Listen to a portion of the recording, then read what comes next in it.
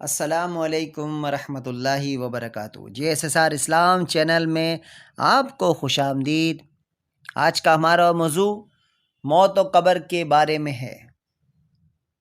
ہر شخص کی زندگی مقرر ہے، اس میں نہ کمی ہو سکتی ہے نہ زیادتی۔ جب وقت پورا ہو جاتا ہے تو ملک الموت یعنی موت کا فرشتہ یعنی عزرائیل علیہ السلام قبض روح کے لیے آتے اور اس کی جان نکال لیتے ہیں۔ اسی کا نام موت ہے۔ مرنے کے بعد بھی روح کا تعلق بدن انسان کے ساتھ باقی رہتا ہے، اسی لیے بدن پر جو گزرے گی روح اس سے ضرور آگاہ و متاثر ہوگی، جس طرح دنیاوی زندگی میں ہوتی ہے بلکہ اس سے زائد۔ اور روح کے لیے خاص اپنی راحت و کلفت کے لیے الگ اسباب ہیں جن سے سرور یا غم پیدا ہوتا ہے۔ روحوں کے رہنے کے لیے مقامات مقرر ہیں، نیکوں کے لیے علیحدہ، بدوں کے لیے علیحدہ، مگر کہیں ہوں اپنے جسم سے ان کا تعلق بدستور باقی رہتا ہے۔ قبر پر آنے جانے والوں کو دیکھتے پہچانتے اور ان کی بات سنتے ہیں۔ البتہ جب مسلمان مرتا ہے تو اس کی راہ کھول دی جاتی ہے، جہاں چاہے جائے۔ اس کی مثال حدیث میں یہ فرمائی گئی کہ ایک طائر ہے، پہلے قفس میں بند تھا، اب آزاد کر دیا گیا، اور کافروں کی ارواح یعنی روحیں کہیں جانے کا اختیار نہیں، ان کو قید کر دیا جاتا ہے۔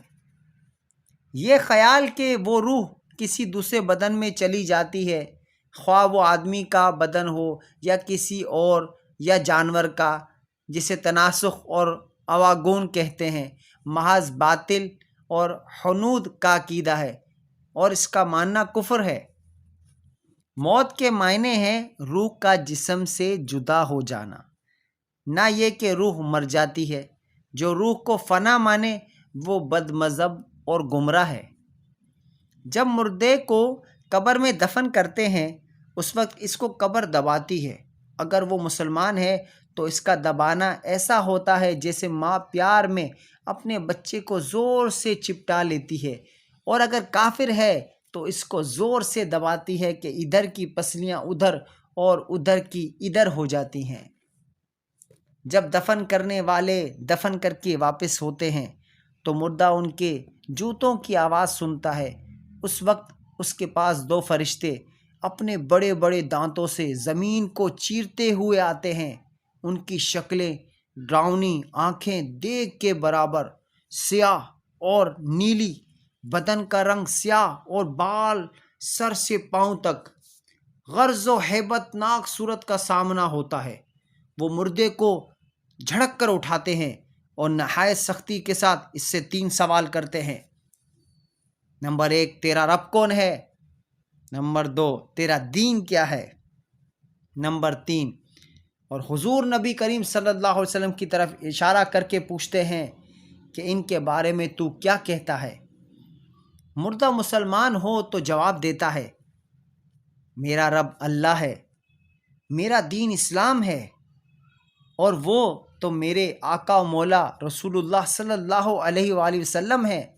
فرشتے کہتے ہیں کہ ہم جانتے تھے کہ تو یہی جواب دے گا۔ پھر اس کی قبر جہاں تک نگاہ پہنچے گی کشادہ کرتی جائے گی، جنت کی خوشبو اس کے پاس آتی رہے گی، اور جنت کا بستر، جنت کا لباس اسے مہیا کیا جائے گا، اور اس سے کہا جائے گا کہ تو سو جیسے دولہا سوتا ہے۔ اور مردہ کافر یا منافق ہے تو کسی سوال کا جواب نہ دے سکے گا، بلکہ ہر بار یہی کہے گا کہ مجھے تو کچھ نہیں معلوم، میں لوگوں کو کہتے سنتا تھا، خود بھی کہتا تھا۔ اس وقت ایک پکارنے والا آسمان سے ندا کرتا ہے کہ یہ جھوٹا ہے، اس کے لیے آگ کا بچھونا بچھا دو، آگ کا لباس پہنا دو، اور جہنم کی طرف دروازہ کھول دو۔ دوزخ کی گرمی اور تپش اس کو پہنچے گی، اور اس پر عذاب دینے کے لیے 2 فرشتے مقرر ہوں گے جو اندھے اور بہرے ہوں گے۔ وہ لوہے کے بڑے بڑے گرزوں سے اسے مارتے رہیں گے، نیز، سانپ اور بچھو وغیرہ اسے عذاب پہنچاتے رہیں گے، اور اس کے برے اعمال کتے، بھیڑیے وغیرہ موذی جانوروں کی شکل بن کر اسے ایذا پہنچاتے رہیں گے، جبکہ نیکوں کے نیک اعمال مقبول، پسندیدہ اور محبوب صورت و شکل میں اسے سکون و انس دیں گے۔ بعض گناہ گار مسلمانوں پر بھی قبر میں عذاب ہوگا، ان کی معصیت اور نافرمانی کے لائق۔ پھر مسلمانوں کے صدقات، خیرات، دعائے مغفرت اور ایصال ثواب کے دوسرے طریقوں سے اس عذاب میں تخفیف ہو جاتی ہے۔ جو ہی اس کے پیرانے عظام یا مذہب کے امام یا اولیاء کرام کی شفاعت سے، محض رحمت خداوندی سے جب وہ چاہے گا نجات پائیں گے۔ زندوں کے نیک اعمال سے مردہ مسلمانوں کو ثواب ملتا اور فائدہ پہنچتا ہے۔ قرآن کریم کی تلاوت، درود شریف کی قرات اور کلمہ طیبہ وغیرہ پڑھ کر اس کا ثواب مردوں کو بخشنا چاہیے۔ اسے ایصال ثواب کہتے ہیں۔ حدیث شریف میں اس کا جائز اور مردوں کے حق میں نافع و فائدہ بخش ہونا ثابت ہے۔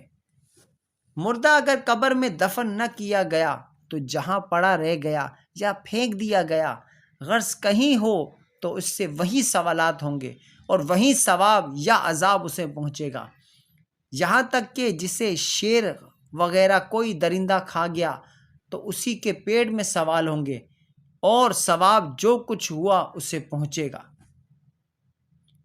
جسم اگرچہ گل سڑ جائے، خاک ہو جائے، گوشت اور ہڈیاں راکھ ہو جائیں اور ان کے ذرے کہیں بھی منتشر ہو جائیں، مگر اس کے اجزائے اصلیہ قیامت تک باقی رہیں گے اور عذاب و ثواب انہیں پر وارد ہوگا اور انہی پر روز قیامت دوبارہ ترکیب جسم فرمائی جائے گی اور روحوں کا اعادہ اسی جسم میں ہوگا، نہ کہ جسم دیگر میں۔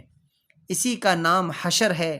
عذاب تعیم قبر حق ہے اور ان کا انکار وہی کرے گا جو گمراہ ہوگا۔